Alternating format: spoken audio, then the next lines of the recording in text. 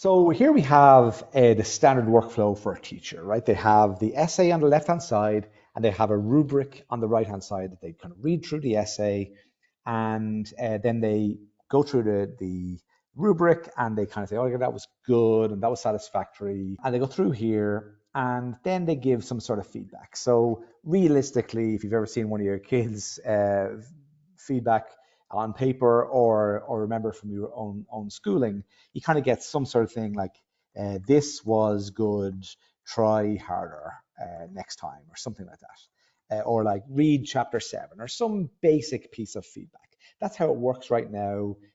You read the essay, you give feedback, and you might give some sort of grade or score, and you might give some sort of basic feedback. Now let's look at Feedback Aide. So when it loads here, you'll see on the left-hand side, you have an essay that the teacher can read. And while doing that, in the background, the AI is doing the grading.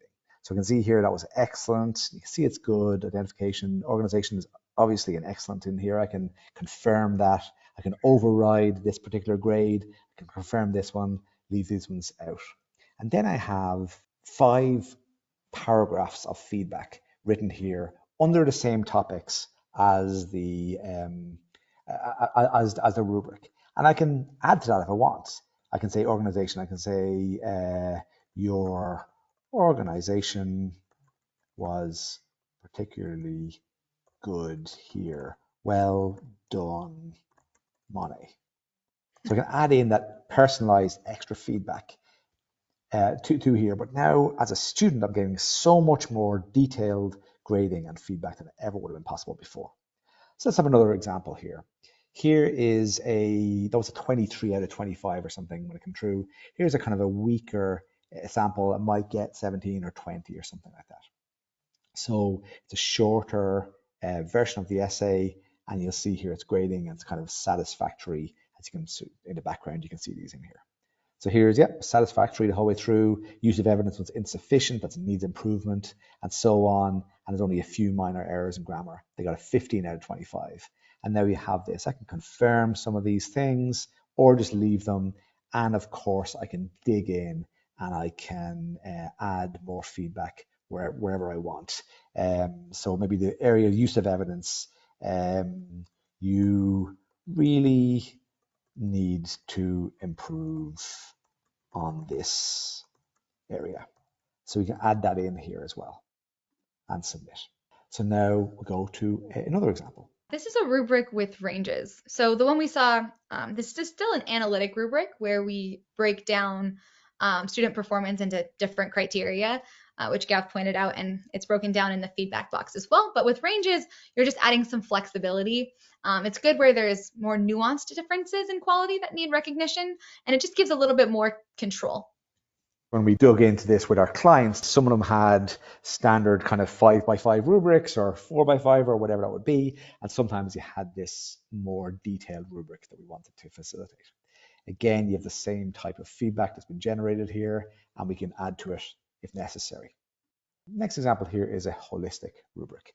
So this is where the essay in this case has been graded from a 1 to a 6. And it's a holistic rubric, meaning it isn't that kind of analytic box that you've seen before. It's just one grade. So here I got a 4 out of 6 that describes my achievement in this essay here on the left hand side.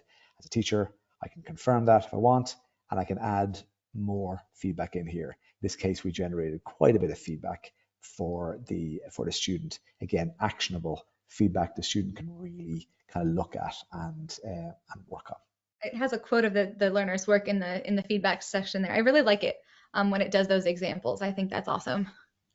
Yeah, it's pretty great. Here's an example where the student just didn't write enough to be graded.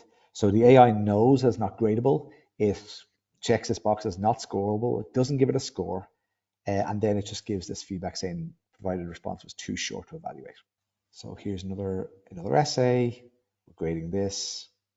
Oh, so what it's done here is we've built in all types of inappropriate content detection in here. So we're checking for sexual content, inappropriate content, harassment, cry for help, this kind of stuff, and areas of concern.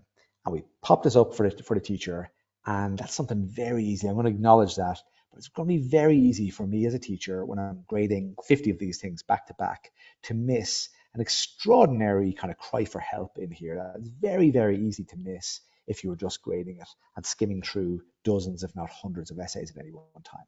So we're now going and we're checking for those things. This kind of student health and student kind of cries for help, super, super important. And obviously nobody wants to miss one of these signs. Of course you can miss it there in dozens of paragraphs, you can easily miss it.